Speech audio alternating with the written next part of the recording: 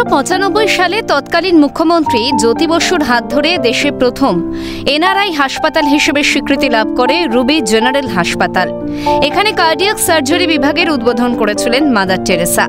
আজ সেই রুবি হাসপাতালে 30 বছর উদযাপন অনুষ্ঠানে উপস্থিত ছিলেন দক্ষিণেশ্বর আদ্যাপীঠের মহারাজ শ্রী বিবেক মহারাজ, সিস্টার মাইকেল ও সিস্টার জুবেল।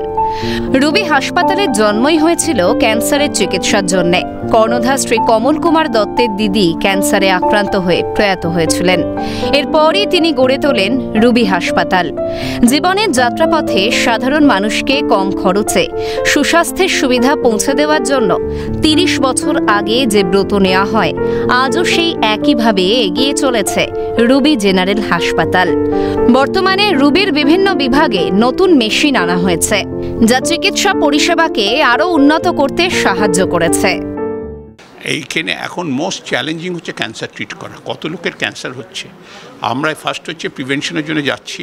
তাছাড়াও যাদের ক্যান্সার হয়, আমাদের লেটেস্ট ইকুইপমেন্ট আছে, যেটা বলছি ভ্যারিয়েন্ট রুবিম, যেটা 2025-এ এর থেকে অ্যাডভান্স মেশিন পৃথিবীতে কোথাও নেই। তারপরে ডিজিটাল পেট সিটি আমাদের যেটা নিচ্ছি আমরা, এর মতন অ্যাডভান্স মেশিন নেই। আমরা এইগুলো চিকিৎসা খুব আমরা বলছি কস্টলি। আমরা try to make it affordable লোকের ইয়েতে, আর লোকের সত্যি রুবিকে যেন ওরা জানে যে একটা অ্যাফোর্ডেবল কেয়ার দিতে পারে, অনেস্ট কেয়ার দিতে পারে, সেটাই আমরা চেষ্টা করে যাব। নতুন মেশিন ক্যান্সার, যত দুরারোগ্য ক্যান্সার যেগুলো কেয়ার করা যায় না, এগুলো কেয়ার করতে পারি।